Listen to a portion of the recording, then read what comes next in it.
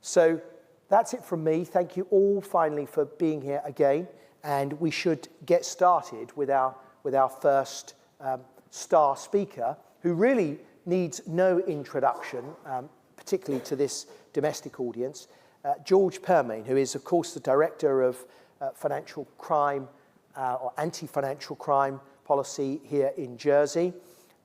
George, I think the best thing I can say about George is that he has, of course, successfully led and stewarded the island through what I know was a very lengthy and arduous MONEYVAL evaluation, which, of course, resulted in a big tick in the box for Jersey. And he is to be, I know he'll say it was a huge team effort, but somebody always has to spearhead these initiatives.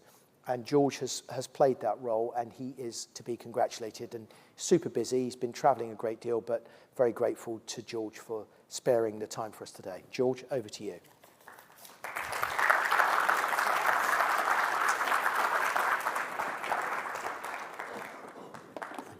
Thank you, Stephen, and good morning, everyone.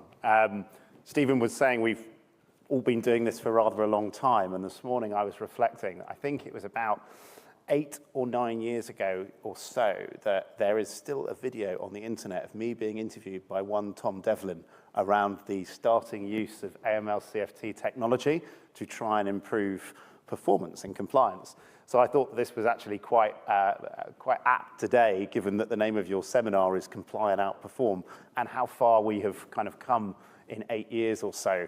Hopefully what I'm going to talk about today is placing some of where Jersey stands in the international position in context. Now, I'm conscious that those of you from the island will have heard quite a bit of the output of the MONEYVAL evaluation from the event we had at the end of July when our report was released.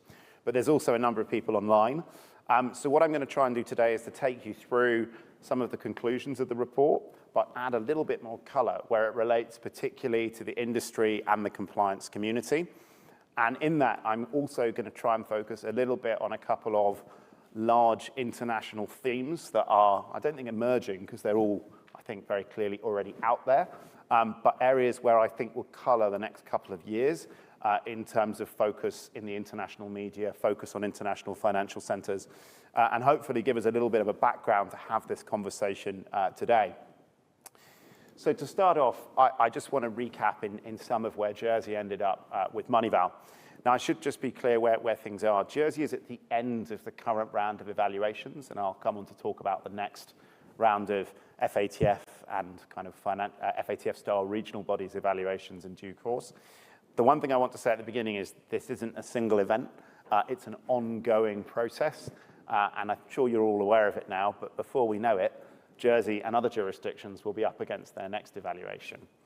Just for context, Guernsey's evaluation is currently ongoing. Some of you may be from Guernsey or indeed will work there. Their report will be discussed in December and will be released in the first part of next year.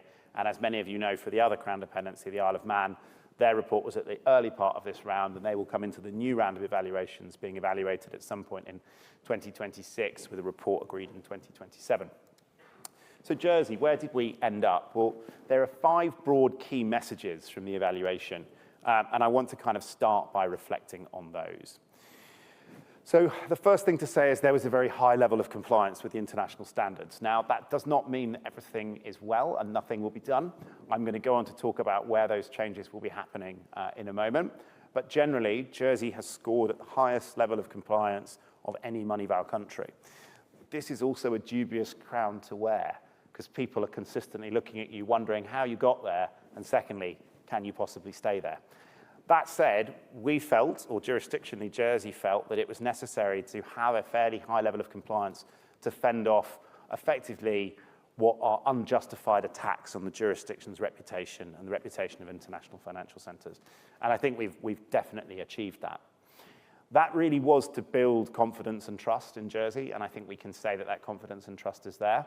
I've said many times before, not all international financial centers are the same, and we're going to come on in a second to see where some IFCs have performed well and where others haven't, and there are some quite distinct characteristics as to why that's occurred. 2 really important areas, and you'll be very bored of me talking about it because we keep talking to you about it: risk understanding and beneficial ownership. Both were areas where we think work that the island's done, not over recent years, but actually over decades, has come to fruition in really positive write-ups. We have a really, really rare rating in risk understanding and for beneficial ownership, which is an absolute lightning rod topic globally. And I will say that I would say 80% of what's written about it, in my experience, is actually completely uninformed. What is put in our report actually shows that the procedures and processes we use in Jersey works to prevent financial crime, forgetting any merits around publicizing information or anything. And this is a very, very important route because, as you'll know, both complying with beneficial ownership obligations and building systems for them is incredibly expensive and time-consuming. So when countries do this wrong, it's very inconvenient for the authorities and the industry. And I think from where I sit at the moment, 75% of countries, mainly in the EU, have gone down a route of doing it wrong before getting it right. And there are recommendations for improvement. So, like I always say with risk assessments, the only true result of risk assessments are more risk assessments. The only true result of evaluations is recommendations and then more evaluations afterwards. They're in 4 broad areas, and I'm going to focus on supervision, preventative measures mostly today. I'm also going to talk a bit about financial intelligence, and pleased that my colleagues from the FIU are in the room today, and also Jonathan will be joining you later on. The reason this is important is because the information that you use, both for screening your clients and for making reports, is critical to actually the end game of all of this, which is preventing financial crime. So the more you can do to provide the FIU with useful intelligence that you have, the more likely we're actually able to stop criminals moving funds around the world. And this also provides foundations for growth for Jersey. We're not going to have to go through a major remediation exercise of changing the structure of authorities or government structures or risk assessments. It allows us to build off where we are, which very much is what we want. So it allows companies, again, like KYC 360 and others, to innovate in the jurisdiction rather than us feeling like we're chasing something that's not possible to be achieved, where certainly other IFCs, I think, have felt they are. So these are the kind of 5 key messages. A bit of boring FATF language now in terms of compliance. So rating-wise, on technical compliance, you have the kind of non-compliant through to the compliant ratings, and on effectiveness, you have low through to high. Now, the Jersey ratings here are very clear. We've ended up with broadly 6 substantial ratings and 1 high rating, the high rating being IO1, and 4 moderate ratings. There is a kind of broad rule of thumb that substantials and highs are considered passing grades, and moderates and lows leave areas for improvement. So the areas we're prioritizing are supervision, preventative measures, financial intelligence, and investigations and prosecutions. But there's always room for improvement elsewhere. Technical compliance, a kind of fantastic score sheet with only 1 recommendation left as partially compliant. That's recommendation 18. And that's a requirement for an independent audit function in financial institutions in all situations, which if we placed in law, I think many of you would be very, very frustrated about. So it's actually been a targeted position to not comply or to comply in other ways with the standards in that regard. So again, 39 out of 40 recommendations with pass marks. Global comparisons. So if we were to take a kind of global comparison of the world, and for those of you who attended our 24th of July event, I'll put a plug in for the work of Mr. John Cusack, who produces these brilliant kind of country risk reports based both on FATF reports and FSRB reports, but also in all types of other information out there. This would place Jersey, based on John's analysis, somewhere in the top 10 globally, probably about the 9th country in the world in compliance, which is broadly, I think, where we want to aim for, but also is a useful position to defend our position in the rest of the world. I mentioned IO1 was a particularly special rating, and that's because that's around risk understanding and national coordination. 3 countries in the world have this, a dubious group of British countries together. And I said not all IFCs were the same. You have a scenario where Bermuda definitely was outperforming in the Caribbean region, Jersey so far in the MONEYVAL region, and then, bizarrely, the United Kingdom as well. Now, there may be many things that many of you think about the UK's AML CFT regime, but one thing that's difficult to say is that they haven't published a large number of risk assessments covering a swathe of different risk areas in the last kind of 7 or 8 years. So in many ways, we consider this a sense of pride in the British family that actually we look at risk of AML CFT quite collaboratively. And I would hope actually in the coming years we can potentially produce risk assessments with the UK hand in hand around the shared risks that actually we face given our particular links with the City of London. No fundamental deficiencies were found in the evaluation. This is really, really rare, so no low ratings.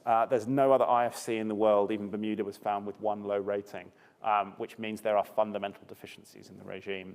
So actually the regime does not need major or fundamental change. And this is again about that kind of foundation for growth point.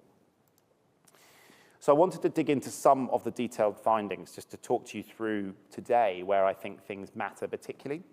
So on immediate outcome 1, these were the broad kind of high-level findings. And I should say all these slides are available on the government website in a video that we published along with the launch of the report. Generally, very positive understanding of ML and TF risk, proactive engagement with the private sector. You're all here today. Many of you will be aware that we ran a very concerted 2-year Combating Financial Crime Together campaign. There's a view that in the island, very much we all come together to understand risk and then mitigate it appropriately. But there is a need to enhance future risk assessments with case studies, which is something that we're working on, again, particularly with FIU, law enforcement and supervisory colleagues, and to continue to enhance that national coordination system to work effectively. Now, there were some detailed areas which is worth mentioning when you read the detail of the report, and these are the bits that we might not have highlighted earlier in July. So there are a couple of areas which were noted as areas for improvement. The first was looking at threats from global offences with a transnational element, so those involving OCGs, effectively, organised crime group. Now, what was said to us by the assessment team is broadly that Jersey has a very large set of financial flows, and some of them are from jurisdictions that have known association with OCGs. How can you say that none of those financial flows have OCG funds inside them? And the broad view was that this is very difficult to kind of prove a negative in those circumstances, but we are consistently asking firms to look at risk factors where they're dealing with jurisdictions which may have stronger links to OCGs. So this would be a further area of evaluation. And at a jurisdictional level, we're probably going to continue some of our thematic jurisdictional looks across different regions of the world to provide information to the industry where we see heightened risk in those areas. I'm going to come on and talk about virtual assets in the international context at the end of this. There was a further view that TCSPs and banks needed to have a greater understanding where virtual assets were involved in structures that they either banked or administered. And that is becoming an increasing focus. I think it's no longer enough to say, well, we don't directly deal with a virtual asset service provider. They're now looking to see, okay, if there's a trust or a company, is the trust of the company holding any virtual assets? What are those virtual assets? Are they the type of virtual assets that have an inherently high risk of being used for anonymity or money laundering? And this won't go away. The virtual asset topic appears to be a consistent focus of the international community. So continuing to focus on that will be an area both for us as a jurisdiction and for you as service providers. And there was a kind of a further focus on terrorist financing. I think IFCs and terrorist financing is a continuing journey of understanding where IFCs could be abused in the flow of terrorist financing funds. So placement, storage, integration in money laundering moves the kind of conduit and then use in terrorist financing. There is a chance in certain circumstances, given the geographical profile of some of our clients, that there are heightened TF risks, and our last terrorist financing risk assessment highlighted this. So more to be done in those areas. I've mentioned the need for case studies and examples. I think the industry would very much like this. We are still waiting for significant cases being brought in Jersey, criminal cases, to use those, but there is an absolute determination on the behalf of the authorities to put those forward as case studies and also to use case studies from other IFCs where we can learn the same circumstances. Exemptions I'm not going to dwell on today because I think people may end up throttling me as I leave the venue. But exemptions and understanding the materiality of exemptions is an area where there'll be work to be done. And understanding how we collect data in supervisory risk data will be an area for consultation for the JFSC and for government. Moving on to supervision. So I want to put this in context. I think with supervision, the rating is moderate, but again, most jurisdictions around the world have achieved moderate ratings in supervision and preventative measures. Does this mean, as we discussed during the event, that supervision is globally failing? Well, that is an interesting question to ask the FATF, and I think how they're changing the methodology next time round is indicating a different approach to this for bank supervision versus kind of non-bank supervision, so DNFBPs, trust companies, accountants, lawyers, real estate agents. In general, there was room for improvement around both how inspections are carried out and particularly room for improvement around how sanctions are used. Now, I want to go into some of the detail here because I think this will reflect on some of the conclusions and some of the recommended actions which will be consulted upon by government and the JFSC where appropriate for implementation in due course. So none of what I'm going to say here is a decided point of how we're going to address it. Issues simply here are raised as actions for us to consider. So there's certainly going to be a need to consider the way in which supervision occurs. Currently, supervision mainly focuses on higher-risk entities in materially important financial institution and DNFBP sectors. That is indeed the way the risk-based approach should work. But there was a view that the JFSC should make more use of full-scope examinations and focused or targeted examinations, but also whether they could use off-site supervisory tools to avoid having to do so many full scopes. So that's going to be an area where there'll be consultation on as to how that recommendation will be actioned in due course. There is no getting away from the fact that in Jersey, our implementation of sanctions has lagged behind almost every other jurisdiction. We do not have the same level of sanctions as Guernsey or the Isle of Man in relation to entities. And I think there will be a continued focus that where there are infringements and those infringements are serious, that sanctions will be issued in a more streamlined way. So this will focus the activity of the JFSC, and that will be a matter for consultation in due course. So actually making sure you avoid these situations before reaching sanctions is becoming more important because of the global drive towards the importance of sanctions. Preventative measures. So this is more relevant to the actions that you guys are taking day to day in terms of your CDD processes.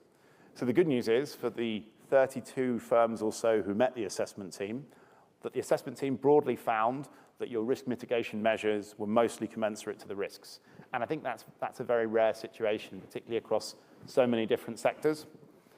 It did find that there was an uneven implementation in respect of complex structures, and that's an area where I think is worth dwelling on, because the use of technology to really understand complex structures and what underlies the different layers of structures that you're dealing with is an area for continued improvement, probably for all jurisdictions, but particularly important for Jersey, due to the fact that a large proportion of our profile of customers will be involved in complex structures. The good news is that CDD is generally well understood. I think we'd all be quite concerned if that wasn't the case in Jersey. And that generally there was still need to demonstrate where low-risk exemptions were being used by better information to justify the low risk.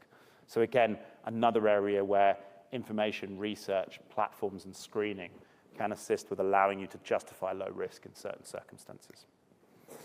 This slide has a huge amount of information on it, which I won't hope in any way to go through in detail, but I will just pick out a couple of the key points to mention to you. So there's one point to mention around the importance of corroboration of source of wealth and source of funds. There was particularly a view that sometimes in the situation of historic clients, that this was not yet completed to a sufficient extent. And that will be an area where that needs to be looked at going forward. That is not an issue that is unique to Jersey. Some of those clients have existed in this jurisdiction for far longer than 20 years, 50 years, even longer in other jurisdictions. And it's a general global challenge. But that's something that I think jurisdictions who are IFCs will have to work on to corroborate long-term dynastic source of wealth, source of funds issues to ensure that actually it can be demonstrated that those funds don't originate from criminality. The good news is that generally there was a view that specific measures for PEPs, new technologies, wire transfers, targeted financial sanctions, these were all working pretty well in the Jersey context. But given the particularly kind of peppy nature of Jersey as a jurisdiction, there would be a need to continue to focus on really understanding the PEP relationships in the jurisdiction, particularly understanding whether different businesses had changing PEP relationships and how that was reflecting their business model and their business risk assessment. So PEPs will continue to be a focus in that area. I'm going to move on now, because of time, to immediate outcome 5, just to talk through where things were, because this is also important. I mentioned complex structures, legal persons and arrangements. Generally, we've achieved a good rating here, but there are a kind of important set of recommendations here, and I think this main area kind of summarizes why.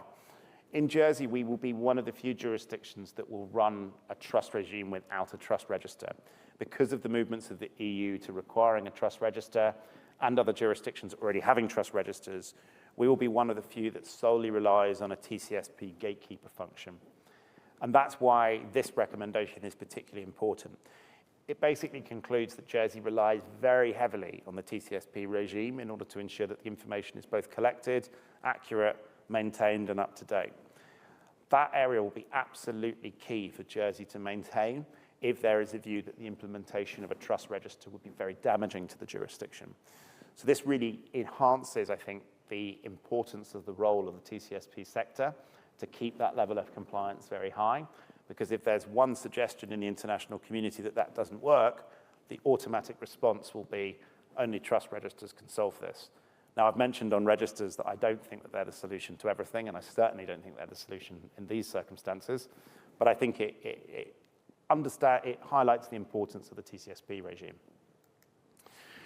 Financial intelligence. So again, there was quite a lot of change going on around the evaluation in the FIU. Many of you will have seen that with the events that the FIU have held over the last years on its relaunch, the change of the FIU to a standalone FIU with its own independence, which is very important, and the need for more guidance to come out from the FIU, particularly in relation to SARS. And that's the area I wanted to focus on, particularly with the link to CDD processes and what you're reporting. So a number of the areas that needed to be worked on was increasing the number and quality of strategic analysis reports. Now, the FIU can produce strategic analysis reports, but that analysis is only as good as the information that you give to it. So with updated SAR guidance will come updated responsibilities with the industry to really try and enhance the SAR submissions. Now, there's definitely been an increasing uptick in quality in the recent years, and that's reflected really well in the report. But we would hope that the industry are keen to continue to engage with the FIU in really understanding how their SARs can be more and more useful as they move forward. The public-private partnership, the JFIN, the Jersey Financial Intelligence Network, is a great start towards that. And as many of you know, we're now rolling on that with the banks, and soon we'll be expanding to other sectors. I think using that base of the public-private partnership to really understand how you as industry and the FIU can come together to really create that holistic intelligence circle is really important. And that's definitely reflecting the global direction of travel that we're seeing at the moment.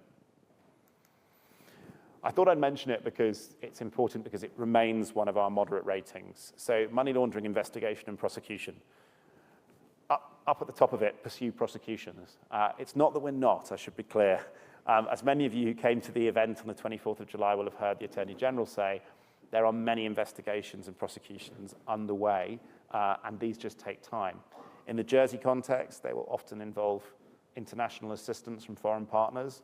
That is a very laboursome process, and I'm sure some of your speakers later today will reflect on some of that. This is something that Jersey is very committed to, though. For any of you who follow our news, we've recently been engaging particularly in a large number of asset return agreements in some situations with countries that have never been engaged with these before. So we've engaged recently with Mozambique in the first ever asset return agreement that country's entered into. And this shows the determination that we have not only to take prosecutions through, or in this situation, civil asset recovery, but actually act to return those assets to the jurisdiction in which those assets have been taken from. So the efforts and resources need to continue and to be committed. And it's now, I think, notable inside the Law Officers Department, the Economic Crime and Confiscation Unit is the largest department inside that department. So the resource that Jersey is putting into it is very significant and will continue. I think one other area that's worth mentioning is the complexity of these cases. And again, a lot of that will come back to the quality of STR reporting, often involving complex structures and multiple jurisdictions. The information coming in to investigate will be very, very contingent upon what the industry is able to provide to them. And that, again, comes back to the importance of that collaborative approach, particularly when reporting is concerned. So the priority actions that we're focusing on, again, supervision, preventative measures, financial intelligence, and money laundering investigation and prosecution. There's a high-level action plan on the government's website, which outlines how broadly we're going to address those priority areas. And some point into next year, probably in the first or second quarter of next year, you'll start to see consultations about the more detailed areas of implementation, be that around the supervision regime, preventative measures, and a more holistic plan of how the MONEYVAL actions will be taken forward. So that should give you an idea of the broad areas of conclusions from MONEYVAL and where those are. And I want to now put them in context in relation to some of the broader international developments that are going on. So I mentioned virtual assets at the beginning, so it remains a focus. Every year, the FATF is doing a stock take of when countries have implemented new Recommendation 15, which is the virtual asset and virtual asset service provider regime. That is continuing to place focus on ensuring that all countries around the world are capturing virtual asset service providers, or in Europe, CASPs, crypto asset service providers, inside their regime. And the focus will be that if you are not implementing it, you will effectively be outed in that annual report. And the good news is that Jersey did that well before we started kind of seeing those reports published. But the reports are quite useful. And linked to that is that the FATF has also just published a list of jurisdictions that it considers to have a materially important virtual asset sector. That's a publicly available list and available for jurisdictions and industry to look at. And that will tell you whether or not the jurisdiction that you're dealing with has a large virtual asset sector, and will hopefully take you down the research line of looking at how that jurisdiction controls the sector. One of the challenges we find at the moment is that when entities are dealing with virtual assets from Jersey, particularly in another country, they question what the regime is in place in the other country and how well that's doing the job.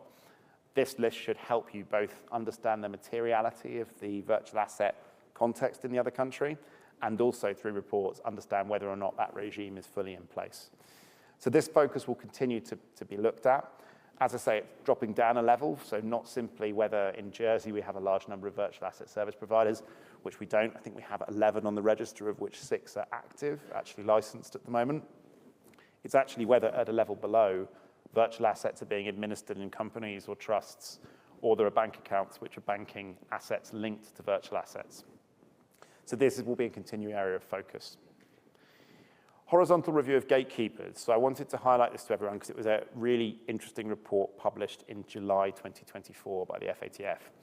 So the FATF has done a horizontal review to assess the current state of play as to implementation of the FATF requirement on gatekeepers. So in that scenario, they mainly mean, in FATF speak, DNFBPs, designated non-financial businesses and professions. It's not a very catchy acronym. It broadly means TCSPs, accountants, lawyers, estate agents, auditors, tax advisors. Now, this study is particularly interesting because it's kind of a common perception globally that these professions are broadly subject to AML CFT rules. And in Jersey, you would all say, if anyone asked you, yes, this is the case and has been the case for a significant time. But the FATF report, in fact, found very, very different results on that. So whilst over half the FATF members have implemented it, with scores over 80% of implementation, 7 FATF members fell below 50% of the scores. So a large number of them, but notably Australia, the United States, and Canada, are still to implement full regimes preventing against gatekeeper misuse, so full AML, CFT, CDD for gatekeepers. Now, quite spectacularly, those 7 jurisdictions make up half of the world's GDP. So we have a situation where the playing field is certainly not level. Now, one thing that's been said about the FATF over the years is that it's been very cautious in calling out its own members. I would suggest this signifies a sea change, and it's actually willing to call out 3 of its well-known founder members in the circumstances. This links to the next round of evaluations. So the methodology is changing. It's not going through the large revolution towards effectiveness that we saw in the last round. There's actually just some small changes to make the evaluation process a bit more targeted and ideally more risk-based, although they say this at virtually every change of methodology, and it rarely becomes the situation. The biggest change is that what was immediate outcome 3 and immediate outcome 4, so previously supervision and preventative measures, now splits, including supervision and preventative measures in both, but immediate outcome 3 relates to financial institutions and virtual asset service providers, and immediate outcome 4 relates solely to DNFBPs, so gatekeepers. And the view of this is that whilst generally in FATF reports it's found that banks are now doing a generally pretty good job in relation to CDD, it's the gatekeepers and DNFBPs that need further attention. So we may be in a very rare situation for Jersey, as we are the IFCs next time, where actually we stand to do particularly well in immediate outcome 4 because our gatekeepers have been subject to the regime for a long time. In Jersey, particularly TCSPs, we've treated like banks for regulation for a long period of time. But most jurisdictions around the world haven't done that. So this focus may enhance other jurisdictions actually coming up to the level that Jersey's at. And finally, there's an ongoing project around mitigating the unintended consequences of the FATF standards. So this has been since 2001, where the FATF they conducted a review and published a report saying that in many situations, the implementation of the standards is resulting in people being debanked and excluded from the formal financial system, which is actually creating greater money laundering problems in the dark economy, effectively. And it's also having a negative effect on not-for-profit organizations, where them being treated as higher risk under FATF Rec 8 is causing an issue with their operation and ultimately the delivery of their not-for-profit, often charitable goals. So those are two areas that the FATF have focused on with significant intent. You can appreciate that from their side, if there's a suggestion that what they're doing will actually end up being worse for the world than better, that's something that they want to address quite quickly. So recommendation 8 for MPOs has been amended, and there's now a string of work around trying to identify with more precision higher risk MPOs without inhibiting them carrying out their fundamental functions. So again, MPO risk is predominantly related to terrorist financing risk, but there was certainly an issue where countries were identifying far more MPOs in their prescribed MPO group than they should have. The other area that I think will be more interesting to people here is the area of applying simplified measures. Now in Jersey, it's often said that in most circumstances, everyone applies enhanced CDD in the vast majority of circumstances.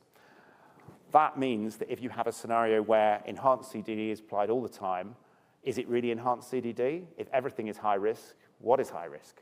Now, the FATF are reflecting some of this in some of their work around simplified measures. They've quite actually accurately identified that from the last round of evaluations, where recommendation 1 says that you should identify lower risk and apply simplified measures where it's appropriate, that very few countries have actually done that. They've simply gone and said, it's very hard to identify lower risk. But actually, they're now saying you must do that. And in Jersey, we've started to do that. Some of you may have seen we've published a limited lower risk financial services business order the other week, which covers broadly the kind of strange grouping of directors, money held in the co-op, and Crown and Anchor, for those of you who are interested in that side. But the aim is to continue to look at areas of work that's done in the jurisdiction and where there's demonstrable low risk to apply simplified due diligence and apply the exemptions. So there's an international acknowledgement that that's not happening properly at the moment, and that's actually inhibiting people doing business, people accessing the formal financial system. So these are all areas that are going to be focuses, I think, for 2024 and beyond, and it will color the way in which we approach things in Jersey. So hopefully that's been a useful kind of tour de monde of where the world is going and also where Jersey places itself. I'm very happy to sit down with Stephen now, and hopefully he'll be fairly nice with me and not give me too difficult questions. Thank you.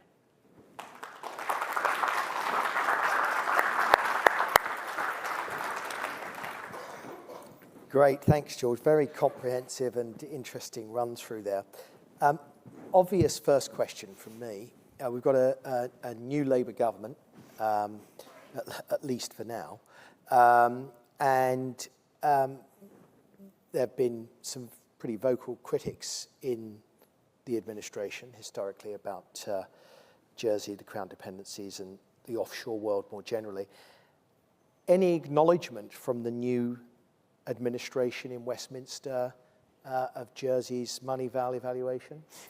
Yes. So as you'll be familiar, and gives me a good opportunity to plug some of our diplomatic work, we have a team here in Jersey and also teams in London who work on engaging with the UK government of whichever colour it is at any point in time. And as this government came into power, they targeted, as we always do, a number of ministers, and ministerial letters were sent out. And the response has been, across the areas that we wish to engage with UK ministers, broadly positive. In all of those, we highlighted the MONEYVAL report and other areas which were positive for the island, and there has been meaningful engagement at ministerial and official level recognizing the value that Jersey plays. I think it's important to just note at this point, historically, which is an interesting point, Jersey has potentially fared better under Labour governments and had maybe better, more constructive relationship than with Conservative governments. And I think we certainly are seeing that there's no reason why that won't occur this time round. There's certainly areas of focus which link very significantly to the island's financial services activity. We've seen the Foreign Secretary being very vocal around the issues of kleptocracy, corruption, international financial centres, Russia particularly. I think those are all areas that we would like to work on collaboratively with the UK, noting that these are shared challenges in many circumstances. And at the moment, the level of engagement is, I think, reflecting that it's a shared challenge. There will always be areas of tension. I think public beneficial ownership registers will continue to be an area of conversation and tension. But I think the way that it was put quite well, I think, by Tom Keatinge when he was here from RUSI, is that should be working with jurisdictions who understand international financial centres. And at the moment, we have no reason to believe that won't be the case. And indeed, my minister is at the Conservative Party conference today and was at the Labour Party conference the other week, so continues to engage with both sides of the House in a constructive way. Okay, well, sounds very encouraging. I mean, look, we put a huge amount into this evaluation process, not just in government, but also in industry.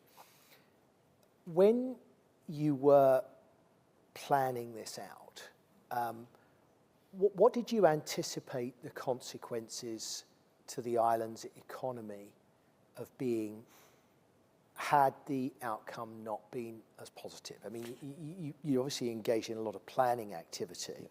What would the consequences have been? How serious could they have been for us? So I think the starting point is always the IMF report, which says that there would be an 8% hit in the year after listing to an economy that's not... 8%? 8% to an economy that's not particularly services-based. That report then says in a services-based economy, it could be 4 or 5 times higher. So if you think in a scenario where in a jurisdiction like Jersey, you could see a 20 to 30% hit in GDP relatively soon afterwards, the consequences at the worst end could be very significant. There's also, I think, the issue that we considered in Jersey of contagion risk here. We are kind of still anchored on a number of large financial institutions and increasingly anchored on large TCSPs who have come here and been here for decades now because of reputation.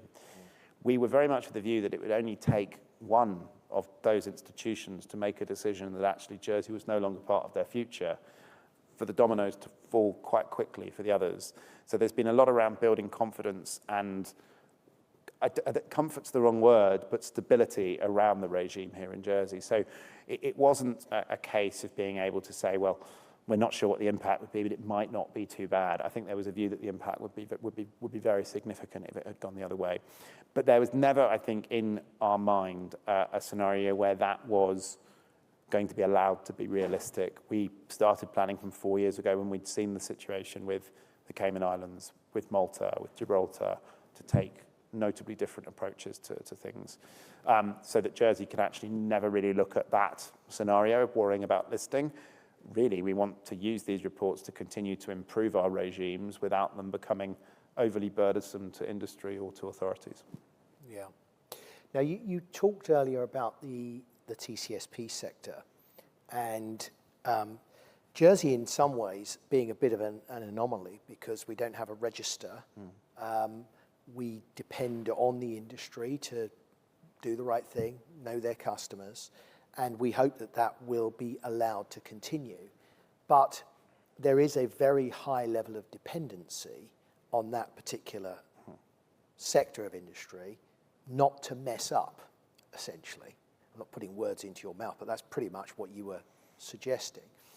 Now, when we think about the moderate rating on the issue of supervision, there are going to be changes there. When we take those two elements, what can the TCSP sector expect to experience in changes to the way in which they're supervised over the next 3 or 4 years? Yeah, so I think starting kind of from the top, we are different with TCSPs, and we need to continue to make that point globally, that the way we have TCSPs existing, the way we supervise TCSPs, and the way that our TCSPs understand risk is completely different from the rest of the world. often we find odd conversations, particularly with people who are used to the UK, where they can't understand the way we're talking about TCSPs because they're thinking about TCSPs in a UK context, which it's almost kind of apples and pears in those circumstances. So continuing to make the point that actually we treat TCSPs far more like banks is really, really important internationally. I think in terms of change, and I wouldn't want to prelude anything that's going to come forward in terms of consulting on how either the regime changes or the JFSC exercise their independent supervision functions, I think you can expect it to be more risk-based, but I think there has to also be the use of more indicators through off-site indicators, through the use of technology, through the use of submissions. That's the only way that we can move forward, particularly as we see TCSPs continuing to consolidate and grow to quite a significant size. Their operations can become quite vast. I think unless you're able to show that you're using off-site monitoring tools in order to identify where high risks are emerging or business patterns are changing, I think it will be very difficult to say that you can effectively supervise TCSPs. I think we can already say that, and indeed in the evaluation, much of that was put forward that if a TCSP's business model changed, supervision would be able to be aware of that quite quickly, and we were able to put forward a good case on that. I think that will continue to be an area of focus, but I still think that trying to treat them or looking to treat them almost like a banking entity is probably the best way to pacify that route globally. So yes, I think much to look at. I think one of the areas that would be useful to hear from the industry when there is consultation is what is within the art of the possible, what's working, what's not working. You reflected in your opening on the need for, I think, digital regulators in a digital world where some of them are mainly analog. I think that's a very, very fair point. I think we always find a situation where authorities are trying to catch up with innovation in industry. And I think one area Jersey needs to focus on significantly is our authorities being closer to the industry in terms of what they want in digital interaction. So I'd say that's a significant area for focus and investment for the island in the next 5 years. Because it must be possible, well, it is possible, excuse me, through the use of technology, for regulators to be able to supervise license holders as dynamically through the use of technologies as license holders manage customer risk. And, you know, we're going to get to a point where we're going to run out of excuses, frankly, in not being able to demonstrate that we can do. I'm not just referencing Jersey here. It's an issue. It's an issue internationally. But one final question for me on the TCSP sector, because it is such an important sector, certainly in the offshore world.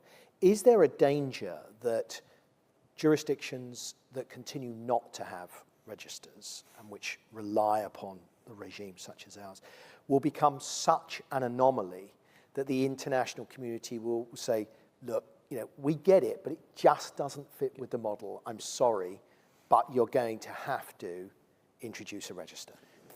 Yes, so I think there's a point here. I've always said that I think there probably will become a tipping point where a register of trusts is probably inevitable. I think the EU incorporating that as a mandatory part of the directive was one of those big moments, I think, where that was moving forward. Most countries haven't implemented it yet, so there's still time to move towards that. I think seeing where the US goes on beneficial ownership transparency is another massive piece of the puzzle. For those of you unaware, the US are currently in the stage of implementing their beneficial ownership legislation. There's a year of filing going on with FinCEN. We were discussing it briefly with Stephen last night. The amount of filings that are going on, the amount of data that's being handled by FinCEN is monumental. And actually seeing where this goes will be really interesting. That's on the legal persons. When we get to legal arrangements, are the US going to do anything? Will the pressure be there? That's another piece of the puzzle. I would say I think there's middle ground. For those of you who are really geeky and have read new FATF Recommendation 24, this was something that I spent quite a lot of my time and blood, sweat and tears on working on a couple of years ago with a working group of FATF members. There's a little bit in there which doesn't require, this is on the company side, I should be clear, and there's no requirement for registers on the trust side, but I think it could move across. Doesn't require registers in all circumstances. It says registers, and then there's a second part that says, or other alternative mechanisms. Now, this was me and a few other people. We basically said, why are we forcing countries to build central registers if they can actually show that there's another alternative mechanism in which they can get the information. The normal answer came back, well, can you give us an example of where this is happening? And we were in the difficult position where we said, no, because it's not occurring yet, but we think it might in the future. And this was left as a placeholder for some type of decentralized technical solution, which would allow an authority to have access in a controlled way to a regulated entity's database, to effectively allow them access in a real-time situation without creating a central register. So it's kind of a variation on a theme. That's an area where I could see inside the very protected, very kind of close regulated TCSP sector we have in Jersey, that could be an area for further development. And it goes exactly along the lines of your point. That is enabling a more digital ecosystem where effectively you've got a real-time access between regulator and entities. That could solve a lot of problems. And that's probably where the focus now needs to be. That's very interesting. Final question from me. In large part because of the new Labour administration that I referenced earlier, Jersey, in common with many other jurisdictions that can offer tax mitigation opportunities to high-value residents, is inundated at the moment with interest from people perhaps looking to move here and take advantage of our high-value residency scheme. MONEYVAL, FATF, they take a dim view of global citizenship programs. Ours is not a citizenship program, but did MONEYVAL have a view on our high-value residency program? So we did, this was presented in a certain way. So for those of you, again, who are familiar with our risk appetite statement, you'll be familiar that we've effectively now redlined from Jersey the operation of businesses that sell citizenship worldwide. We did that really in a concerted effort from about 2017 onwards, where we could see that becoming a lightning rod, particularly with EU member states and in the EU in Brussels for issues. We didn't want to become part of that debate. We place the Jersey regime as a completely different situation from the sale of citizenship. It's effectively individuals coming to the island who wish to live here, make their businesses here, invest here. So it's not around effectively obtaining a passport or obtaining residency. It's about real presence on the ground. And I know the approach that, for those of you who haven't met my colleague Dirk, who's taken over from Kevin in doing this, that's very much the approach that Dirk and the relevant government panels who are looking at this are looking at. They're looking very much at individuals who aren't just simply interested in having a Jersey address or a Jersey, well, not even a Jersey passport, a British passport. They want to see people who are moving in with real intention to start and grow businesses here. And actually, one of the big attractions of people coming here, and we are seeing interest from other, not just from the UK, we're seeing interest from other international financial centre places, is the ecosystem we have here of professionals and the ecosystem we have here of financial institutions. So people are coming here really wanting to come and do and set up business utilising people who are in and around St Helier. That's what we want to create, and I think that moves very far away. It also deals nicely with the issue of substance, which is now, well, has been for some time, a predominant issue in the tax world. So I think we were able to differentiate it, and we should continue to differentiate it in that way. And I think that will end up being a successful route forward for Jersey. No, I agree. Very good. Does anybody else have any questions for George, please?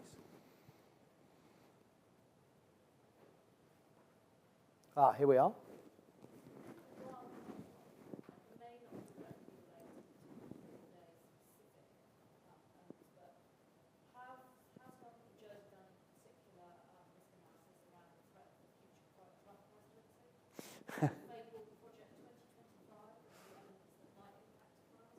So my colleagues in external relations, and some of you will have seen my colleague Tom Lefevre speak before, we do look at all these parts, and we now have a particular US relations context.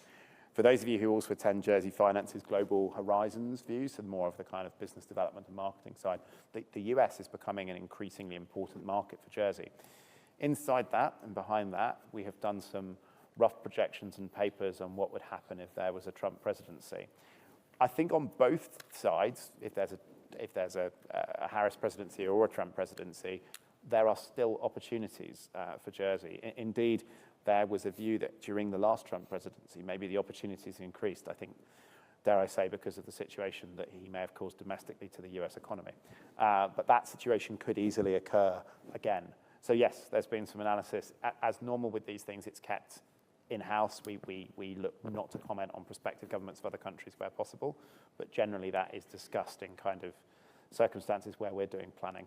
But I think the other important thing is to note that the US is continuing to become an increasingly important market, which will continue to be the case regardless of which side wins the election.